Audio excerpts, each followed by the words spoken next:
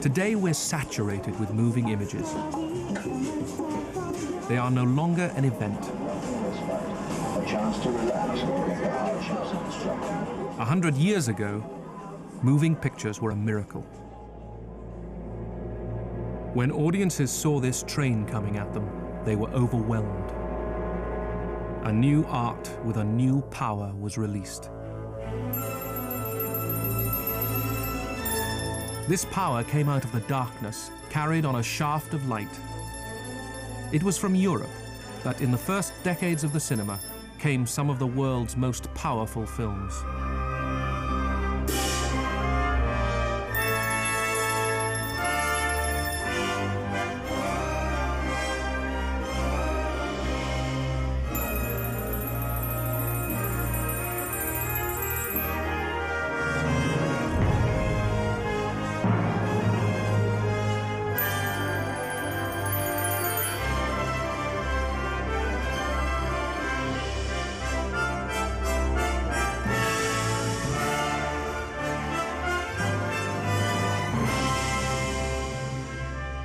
Europe led the world until the First World War. Then she was second to America commercially, but artistically second to none. In 1894, moving pictures could only be seen by one spectator at a time in slot machines. The race to project those films onto a big screen and to make a whole range of new ones was won by Louis Lumière, filmed here in the 1920s with his famous camera.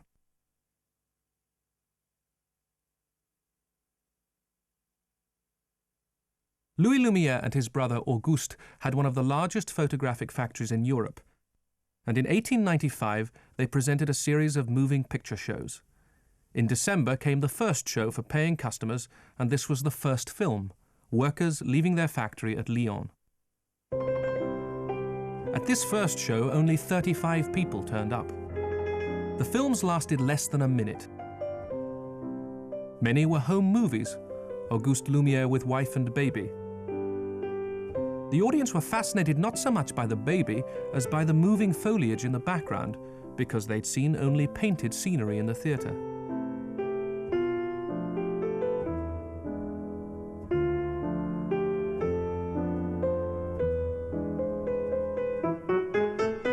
The first film comedy was so popular that the Lumières had to remake it.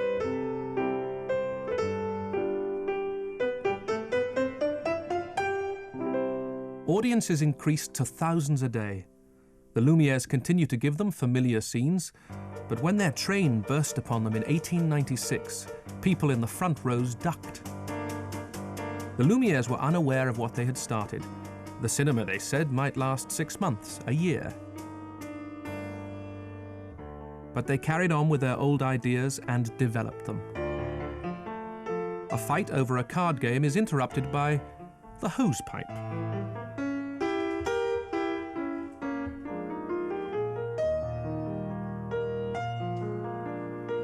The Lumières were imitated by many others, some of whom painted their film by hand. The Lumières had to fight off the imitations because they weren't the only inventors in the field.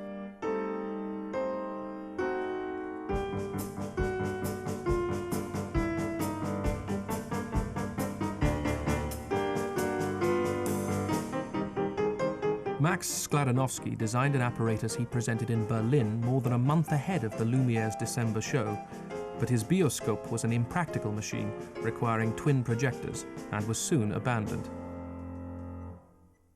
The Lumière camera was as portable as a cigar box and doubled as projector and printer. This Lumière shot of Piccadilly Circus was taken in 1896, the year they opened in Great Britain. After the initial show in Regent Street, they transferred to the Empire Theatre, Leicester Square, which they also filmed. The Empire was a music hall, and the cinematograph was a minor item on the bill, but it was immensely popular. Across the square at the Alhambra, 2 weeks later, R.W. Paul presented his animatograph using a newly designed camera and projector. Soon, no music hall was complete without a film show. The Lumières had to work hard to keep ahead. Cameramen were sent to dangerous and distant places, and wild stories invented to sustain public excitement.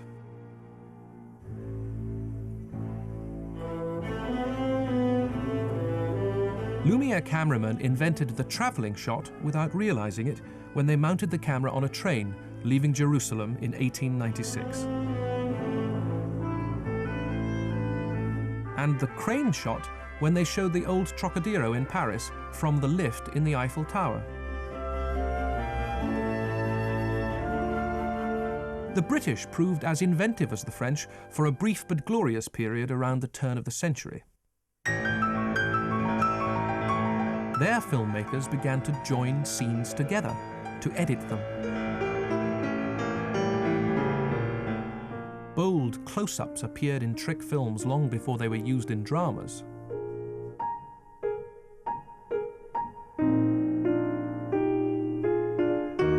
In this film by James Williamson, a man, maddened by photographers, decides to swallow the camera.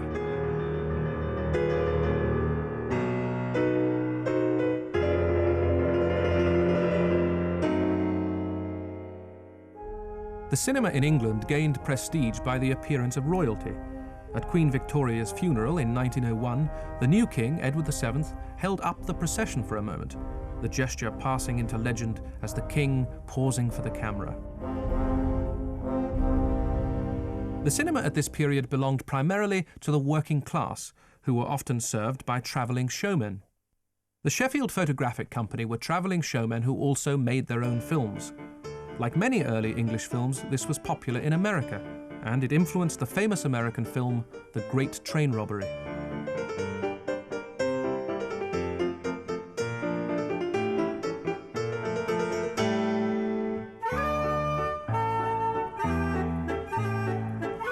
Most film shows were found in fairgrounds.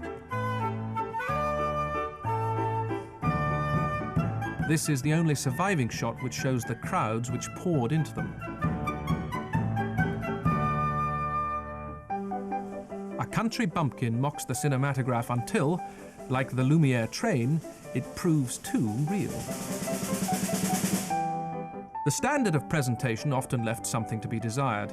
Not only battered prints, but a more serious hazard worried people: fire. A tragic fire in Paris in 1897 at a charity film show attended by the aristocracy killed 140 people.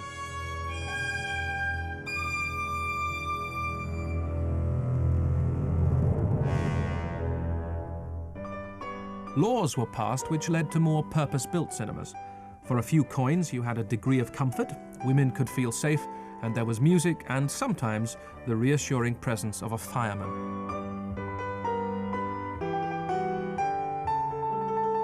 By far the most admired of the early films were those by Georges Méliès. This is Méliès himself.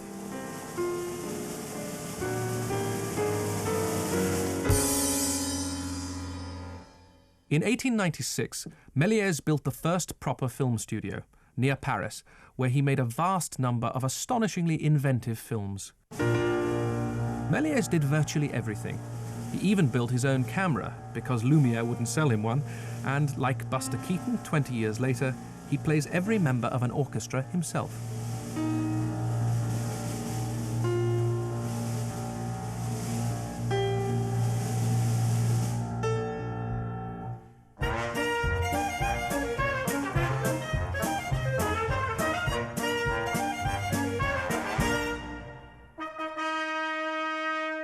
For Edward VII's coronation, cameras were not allowed in Westminster Abbey, so distributor Charles Urban commissioned Méliès, who obligingly faked it all in his little studio. His films were often coloured by hand, and even more often they were illicitly copied, especially in America, where they had an enormous success.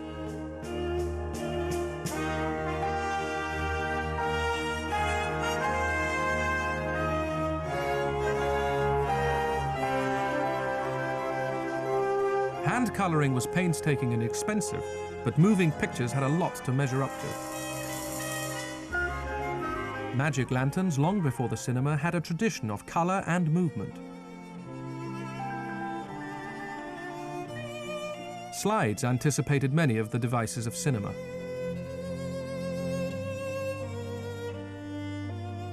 Optical toys had also accustomed people to the idea of movement.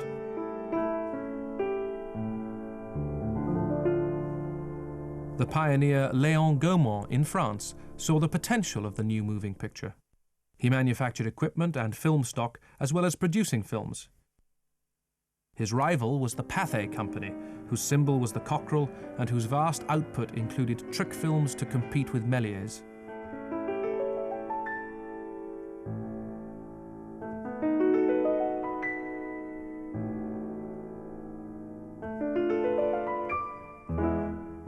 In Germany, filmmakers were taking the first steps towards the kind of fantasy for which they would one day be renowned. Showered with magic coins, the peasant girl is transformed and sets off for an enchanted land.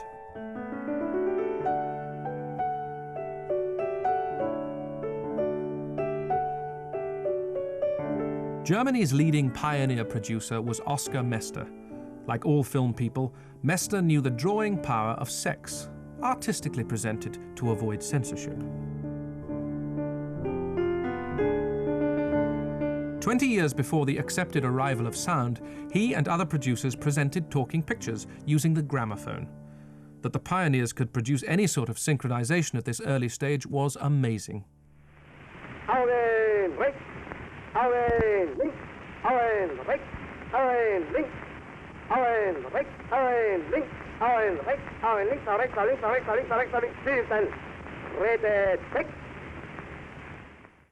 But amplification was the problem. Although before the system was abandoned, some remarkable results were achieved.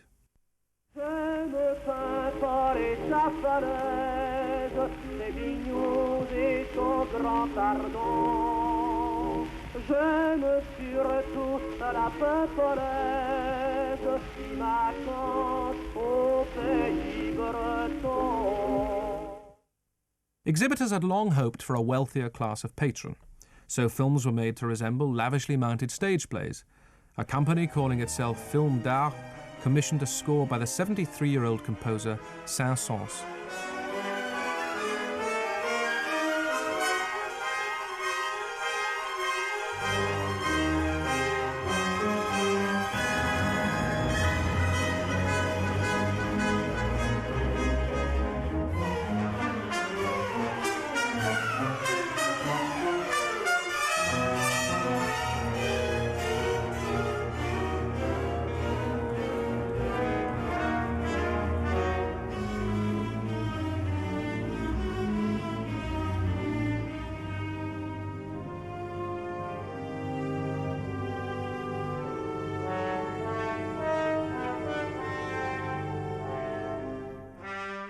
France's greatest actress, Sarah Bernhardt, recognized the new status of the cinema.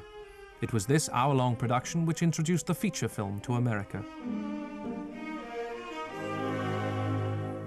In England, filmmaking was still a cottage industry. In the garden of this house at Walton-on-Thames was built the first studio of Cecil Hepworth, the most important of the pioneer producers. His small company began with hundreds of short films like this comedy of 1901 about the misadventures of a plumber.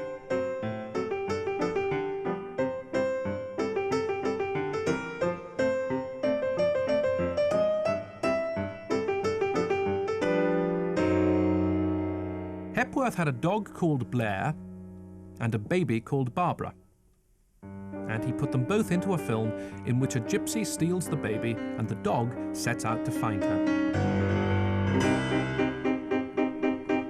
This simple film depended more than ever on editing to tell the story, and it set a new standard for the many chase and suspense films which followed. Cecil Hepworth played in it, and it was directed by Llewellyn Fitzhayman. Total production costs £7, 13 shillings and 9pence.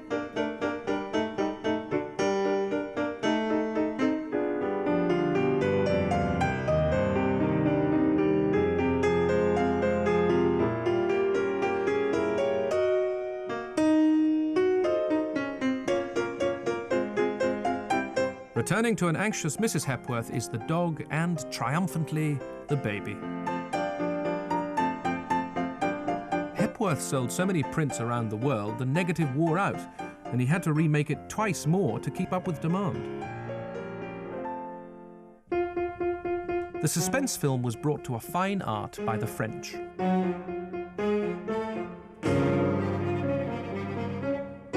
Burglars break into a villa while the wife telephones her doctor husband. In the close-ups, still rare in dramatic films, is the Pathé Cockerell trademark to discourage pirate copying.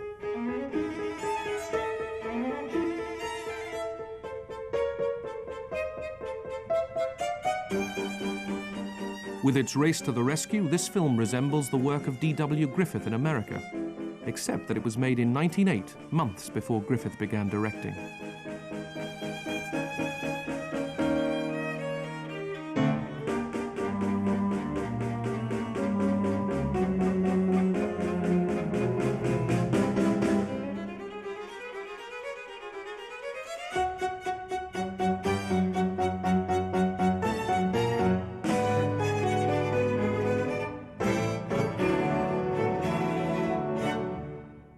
The great pioneer Charles Pathé, on the right, with his partner Ferdinand Zecker.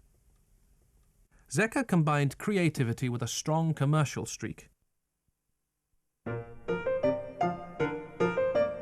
For audiences all over Europe, Pathé was the dominant company for the sheer quality of their productions.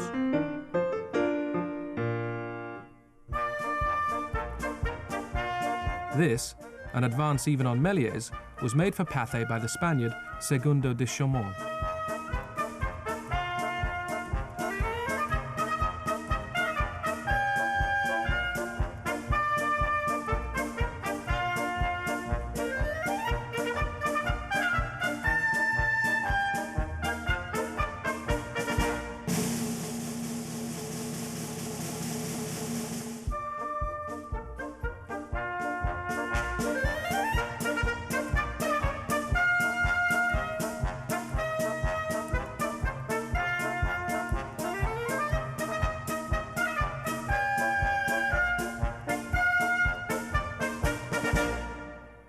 The Pathé colour films used a stencil colour process involving an assembly line of women at the Pathé factory in Vincennes. Other countries had their own systems. Italy was able to achieve this high standard with hand colouring before adopting a process similar to Pathé's.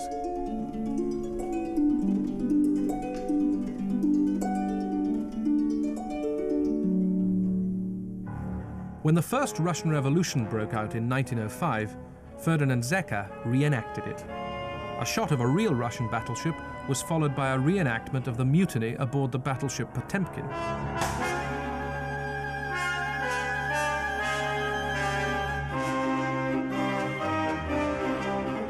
Audiences were then confronted by a horrifying massacre. It may look obvious to us, but how were people then to know this was staged? Filmmakers were exploiting the thin line between fiction and reality. 1910 saw the launching of the weekly newsreels.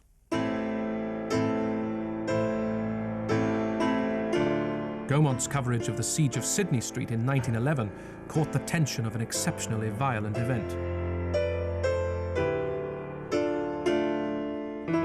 Troops and police besieged a house harbouring Russian anarchists accused of killing policemen.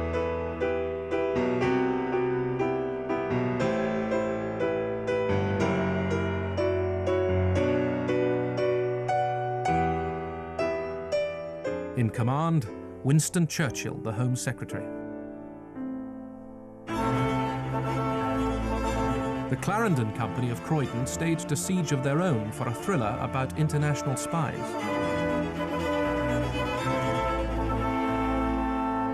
With her maritime supremacy, Britain was the world's centre of distribution. But her production was now less effective than in other countries like Italy. The Italians recreated the ancient world with resources that were the envy of Americans like D.W. Griffith. The fall of Troy, the retreat from Moscow.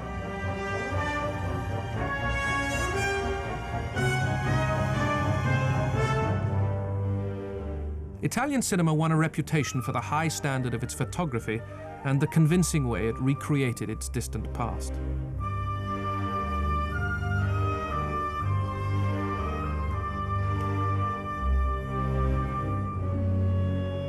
But hardly anyone matched the technical skill of the Danish filmmakers. And they made the decision to avoid costume drama. The Nordisk studios in Copenhagen were, after Pathé, the largest film producers in Europe. They were established by Ole Olsen in 1906. His policy was up-to-the-minute stories and longer films. August Blom directed one about the white slave traffic, which included this triptych. All three elements had to be combined in the camera. And this was 1910.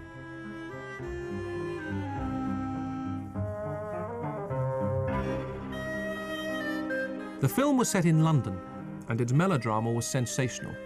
It was so popular, Nordisk made a sequel, then another, and another. Alfred Lind directed and photographed this drama of 1912, in which a circus tightrope walker achieves a seemingly impossible rescue.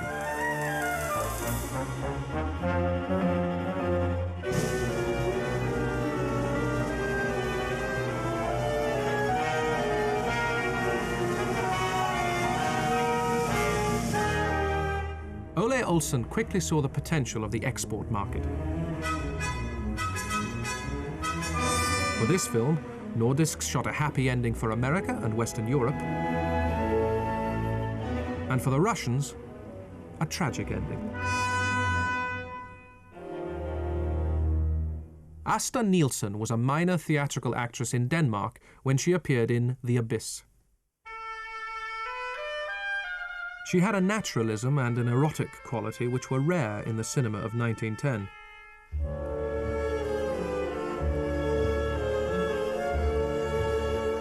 Denmark's censorship was more liberal than in most countries.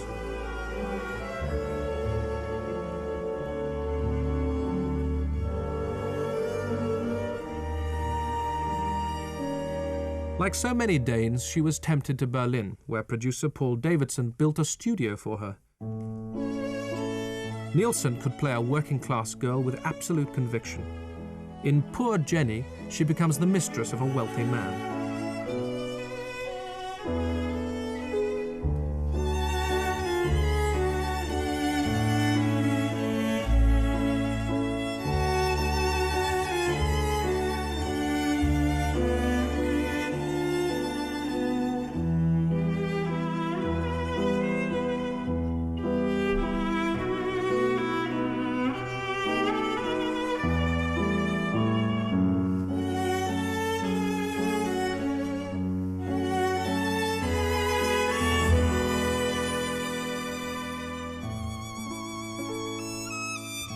Playing a film star, she mocks star behavior. She complains about the previous day's rushes.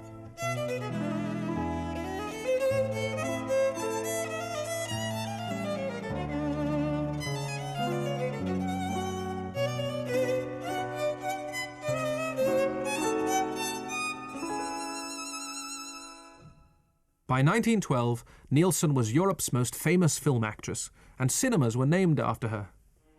The Germans took her to their hearts, and in this film she plays the daughter of a general who gives her a trip in a Zeppelin. This Zeppelin inaugurated the first airline linking major German cities, and from it were filmed these aerial shots of the Ruhr.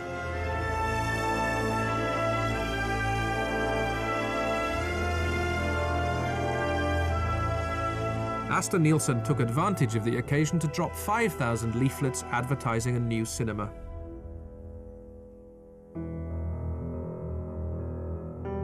In Britain, the Zeppelin was seen as a threat. This early trick film by Walter Booth put the fear of a German attack on the screen. It was crude, but it illustrated graphically that the Channel was no longer a protection against invasion.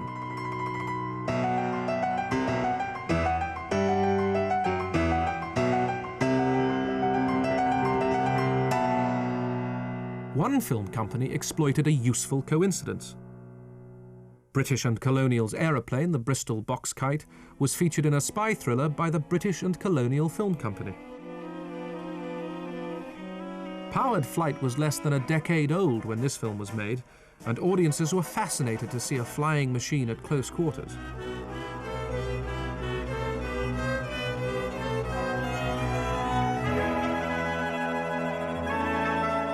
Film companies exploited the latest and fastest machines, and chases became more mechanized and more inventive.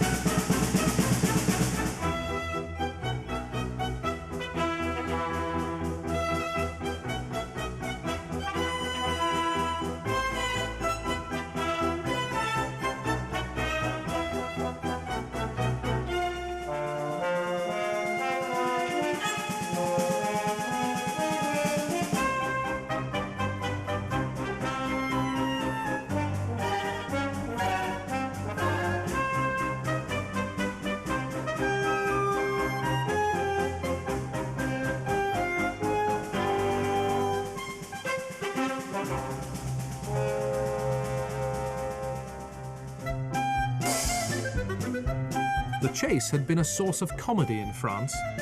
Comedy at this period was as anarchic as society was stiff and formal.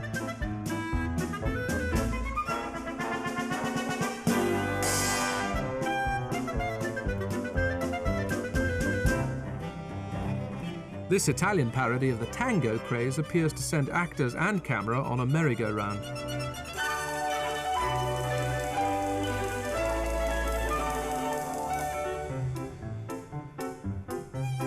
The hero of this British comedy has a magic carpet, which takes care of his restaurant bill.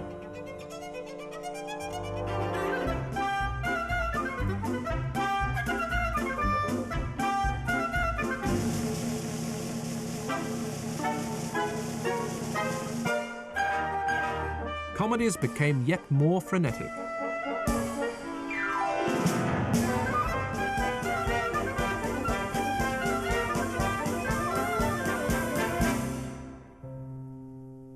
Director-comedian Léonce Perret believed in calm and stillness. His domestic comedies were thus made more believable. Here he returns home from the studio and his wife detects a woman's hair. She tells him she found 2 more on his overcoat.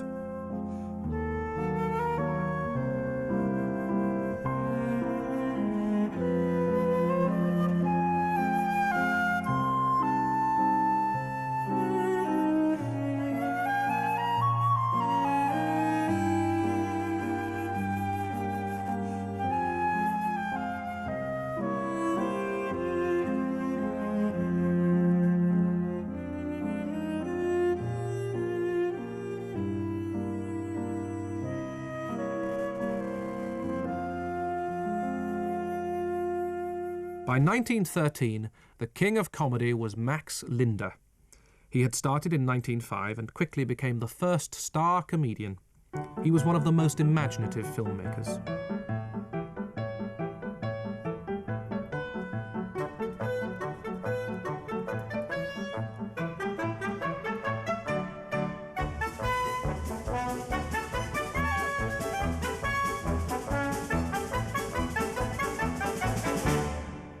Linder had been writing and directing his own films for 2 years, and he provided them with an astonishing degree of comic invention.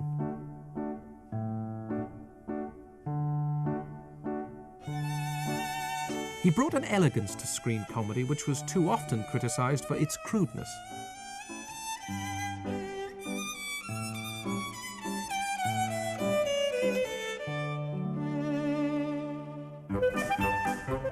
And he turned out his short comedies at the rate of 1 a week.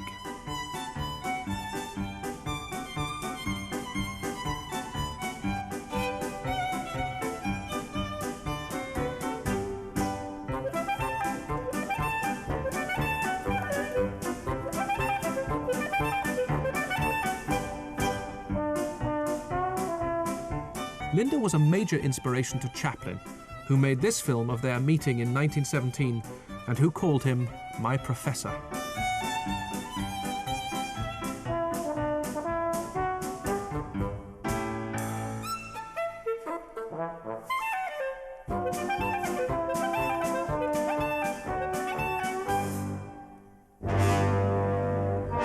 "1913 saw European films reach new heights.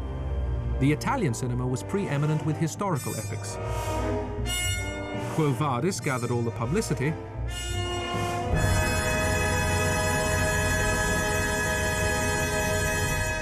but The Last Days of Pompeii was the artistic triumph of the year. In fact, there were two versions, and both were huge successes in America.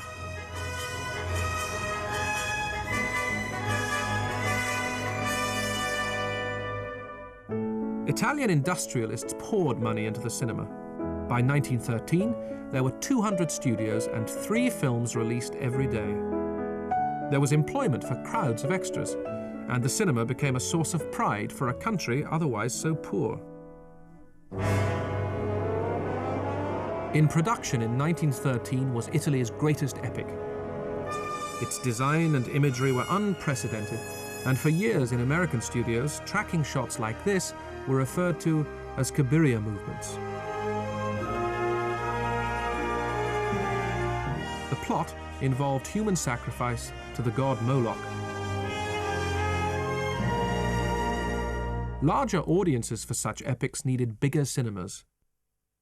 The Gaumont Palace in Paris seated 3,500, and longer films were needed to fill these bigger cinemas. This one lasted nearly 2 hours. It was the story of the kidnapping of a little girl and her rescue. It was directed by Léonce Perret, the comedian, who proved himself the equal of any dramatic director.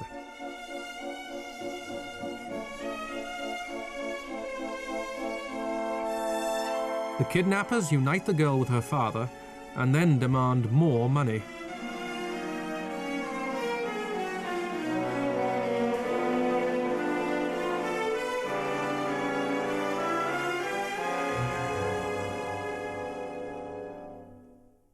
Germinal was the most disturbing of the new films. Shot on location, it was adapted from the Zola novel about life and death in a coal mine.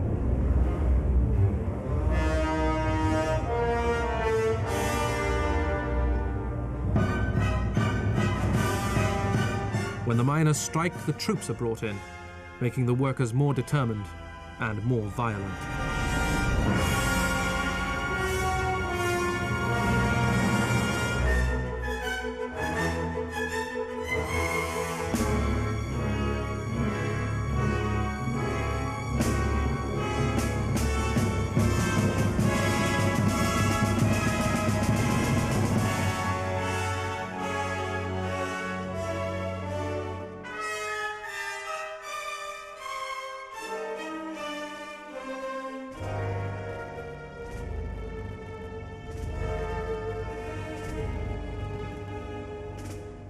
The Danes produced another master director in Benjamin Christensen, who played with light as though he'd discovered it, for this spy drama set in an imaginary war.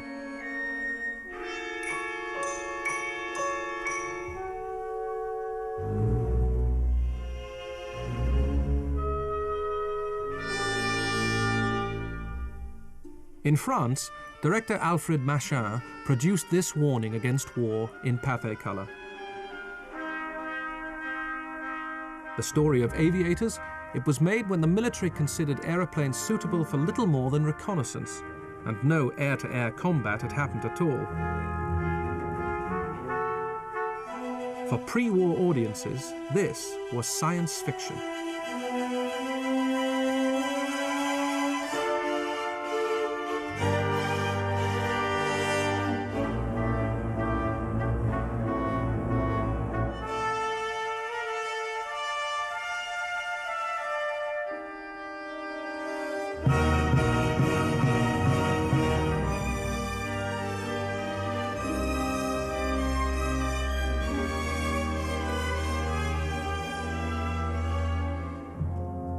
The release of this Danish pacifist film in 1914 was ironic. Directed by Holger Masson, it all too accurately forecast the misery which lay ahead.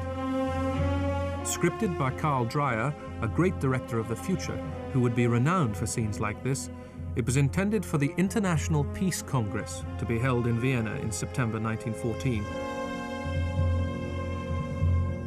The Congress was cancelled by an event in the Balkans. The last pictures of the Archduke Franz Ferdinand at Sarajevo before his assassination.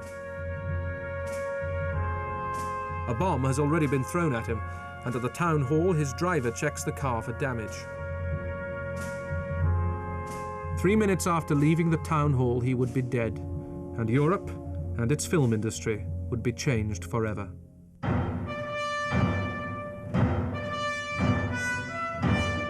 That summer, the British were refighting the Wars of the Roses on the Sussex Downs, vainly trying to rival the Italians in the field of epic cinema. Even the Kaiser, who worshipped militarism, was alarmed at the way events were going. Austro-Hungary had already mobilized against Serbia. France mobilized on August the 1st. 3 days later, Germany declared war on France, a scene recreated by Paul Lenny in 1916.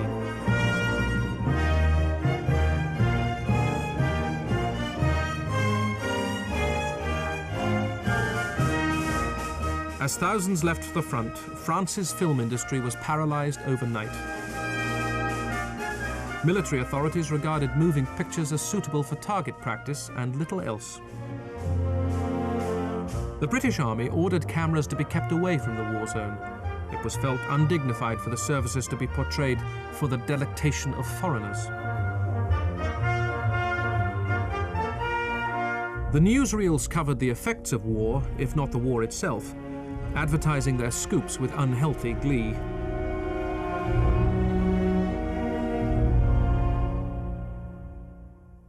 The British government recognized the importance of propaganda, but saw no role for films. Animated cartoons and illustrated maps were as far as they went. It took an entire year to convince the services that film was a good idea, and the result was one film about preparations for war. The lack of real war footage led film people to create their own. The Zeppelin menace was now a reality. But this fake newsreel of a Zeppelin raid over England was hardly different from the trick film of 1909.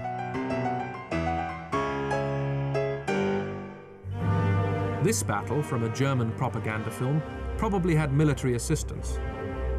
For the Germans were the first to begin to realize the usefulness of film.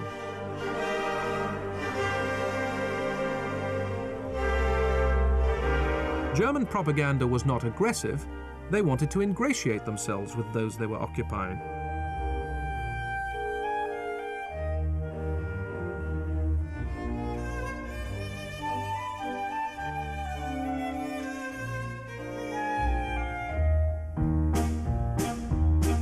The Germans managed to find comedy in the food shortage. A man is desperately looking for butter.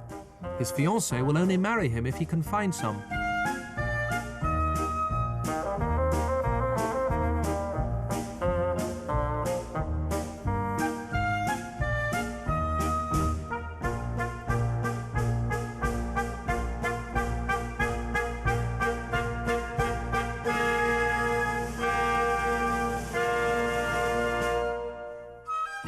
To solve the problem, he gives her a present of a cow for her birthday.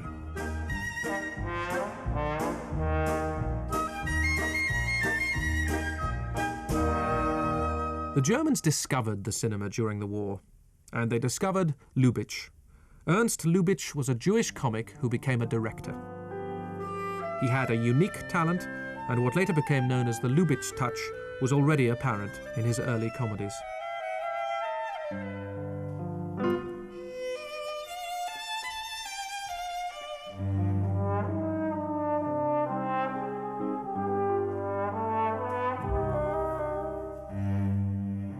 The war would deprive France of its best-loved comedian, Max Linder, who had been wounded as a military driver and was soon to leave for America.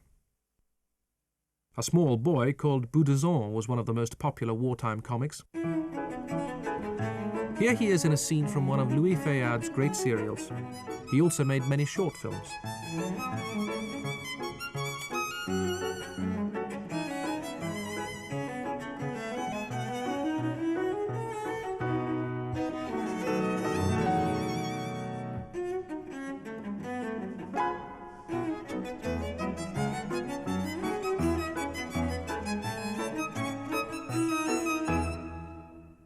Italy came into the war in May 1915 on the Allied side, and this propaganda film shows how their world-famous strongman, Maciste, copes with the Austrian enemy.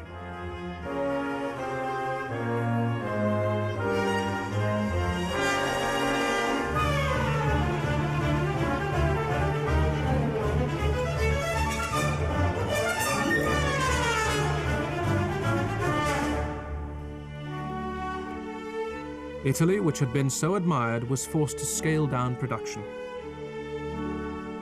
The Caesar Company produced a forerunner of neo-realism. Filmed on the streets of Naples, it featured and was co-directed by Francesca Bertini, the foremost diva of Italy, famous for her emotional roles, who surprised her followers with a totally naturalistic performance.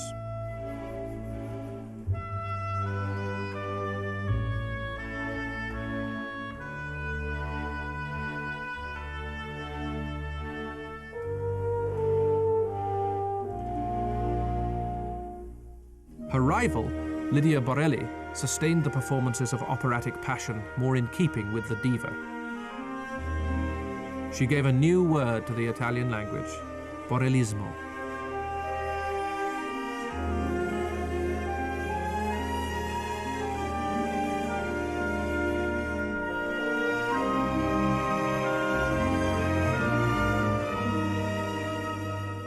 In England, a children's matinee, but children or adults, cinemas were packed to capacity for the first time.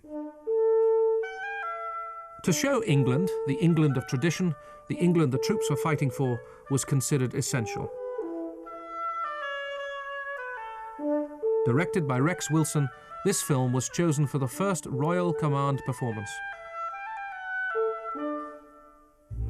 The rural beauty of France was captured on the screen with a greater sense of urgency, for so much had disappeared since the war began. The Camargue, in the south of France, with many other locations, had been used in Zigoma, the precursor of the serial. Packed with action, the serial became a favorite with audiences all over the world.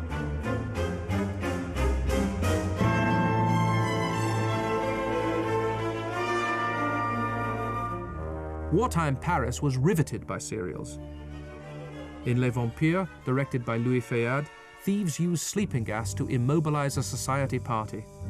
Poison gas had first been used by the Germans on the Western Front only a few months earlier.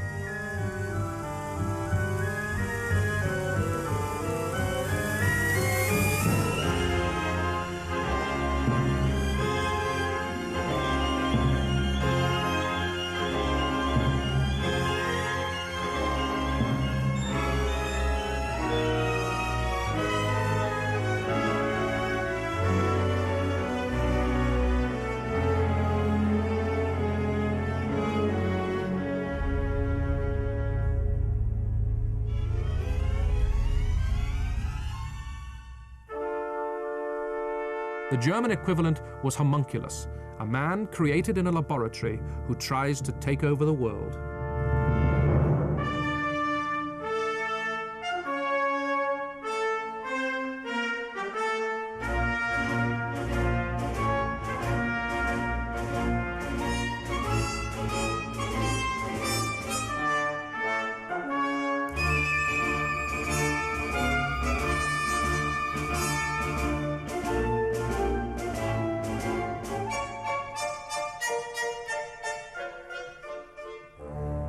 The Germans were fighting on several fronts. They were struggling against Russia in the east, and the authorities wanted to recruit as many Poles as possible. Paul Leni, later a prominent designer and director, made this his first film in Poland.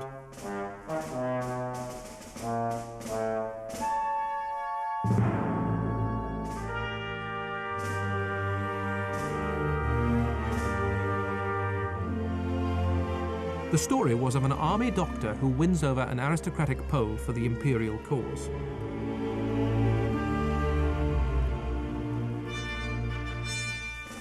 The French now showed scenes from the front regularly to the public in a series of newsreels called The Annals of the War. In 1916, the British government at last recognized the value of the moving picture. The first of the official war films was photographed, mainly by Geoffrey Malins of Gaumont. The film was full of the usual shots of marching troops, but also scenes like this, a mine exploding under German lines.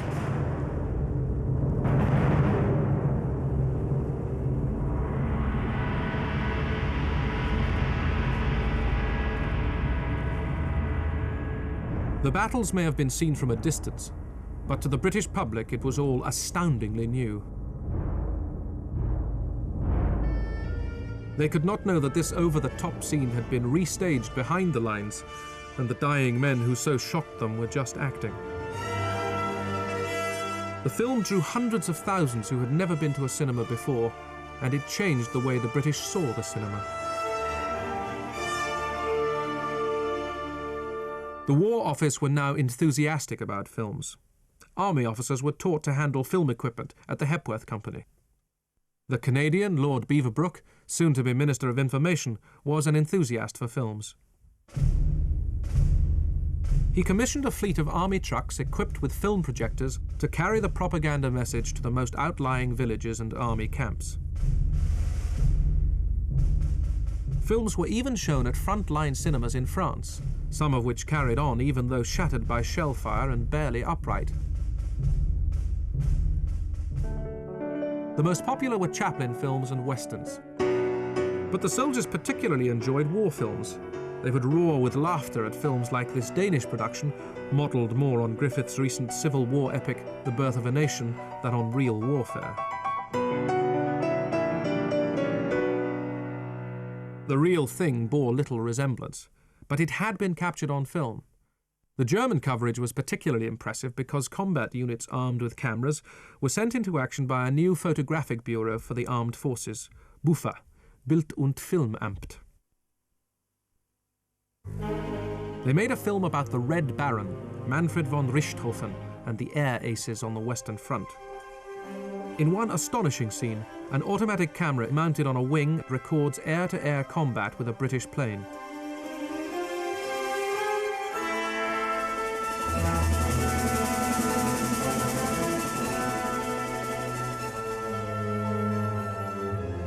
When the Americans entered the war in 1917, they showed the world what could be done with film propaganda. They cleared enemy films from neutral countries by warning them they would get no Charlie Chaplin films if they ran any German pictures.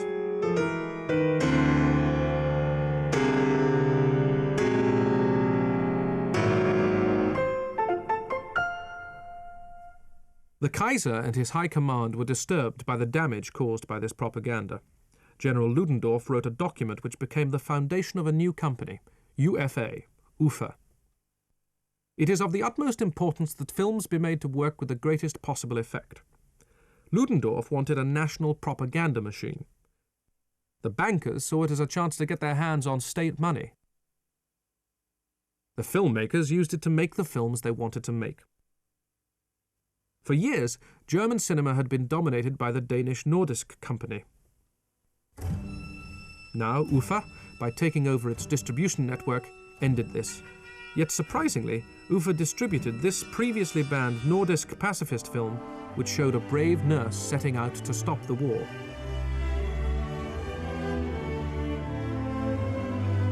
Danish cinema had reached its zenith with a film by Benjamin Christensen, seen here. It was more imaginatively shot than almost anything being made at the time.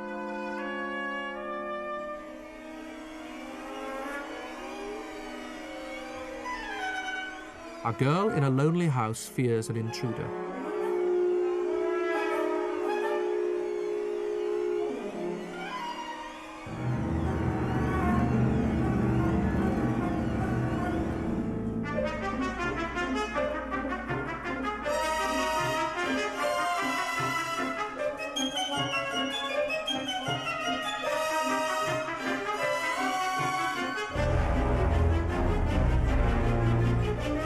Loss of its Central European market led to the demise of Denmark as a film-producing country.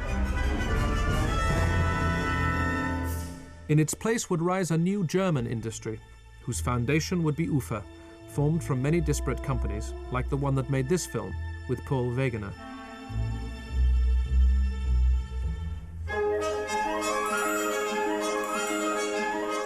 As a propaganda machine, UFA failed utterly. Even appeals for war bonds like this came from elsewhere.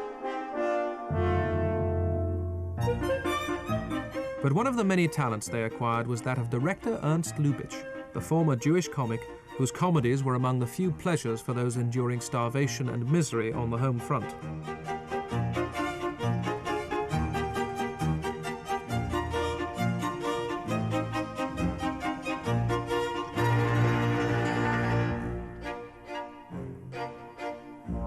Pola Negri was one of UFA's first big stars. Carmen premiered on the night of November 8, 1918, to the sound of gunfire. The Kaiser abdicated the following day as socialist revolutionaries took to the streets.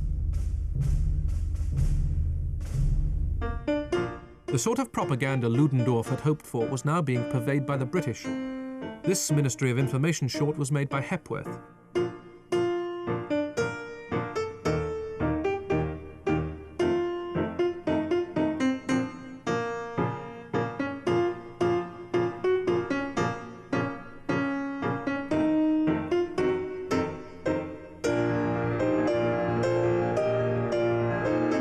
It told audiences that once the war was over, they would encounter the Germans as civilians, as commercial travelers.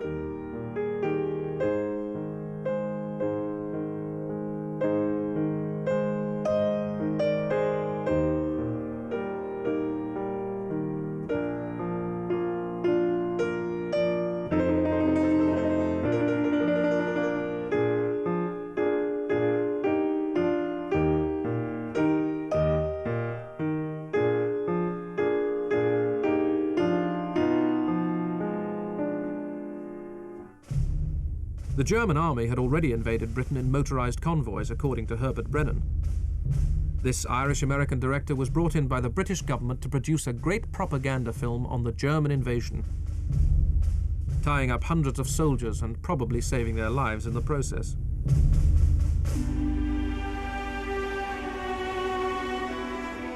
Ellen Terry, the greatest actress of the British stage, plays a mother whose son has won the Victoria Cross, but who has to be told of his death.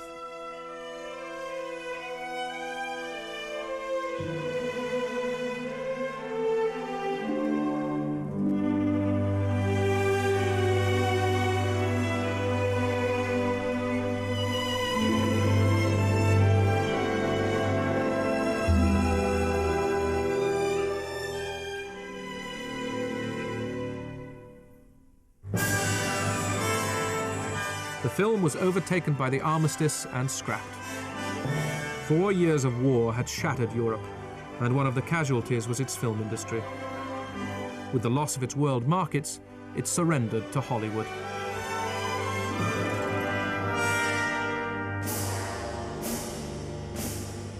With so many millions dead, Europe was at its lowest point. If its cinema had lost its commercial power, the war had given it a new vision.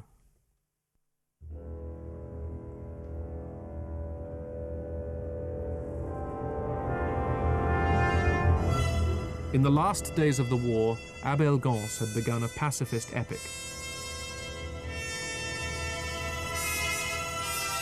Watched by a soldier poet, Jean Diaz, the dead rise up to confront the living.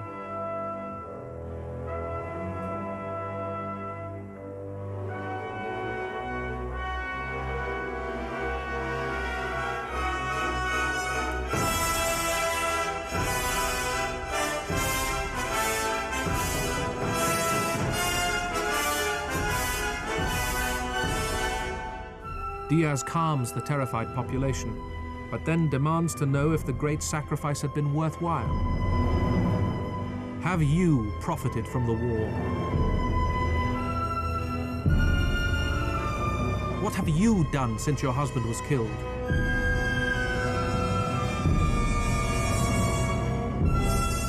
I accuse.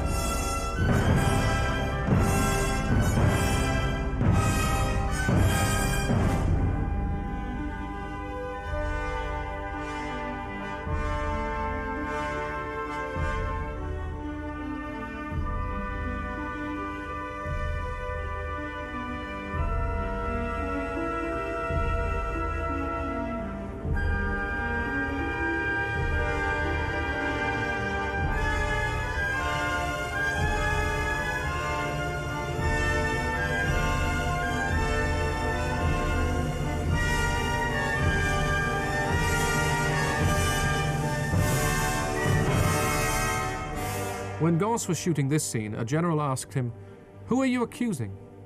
"I am accusing war," he replied. "I am accusing man. I am accusing universal stupidity."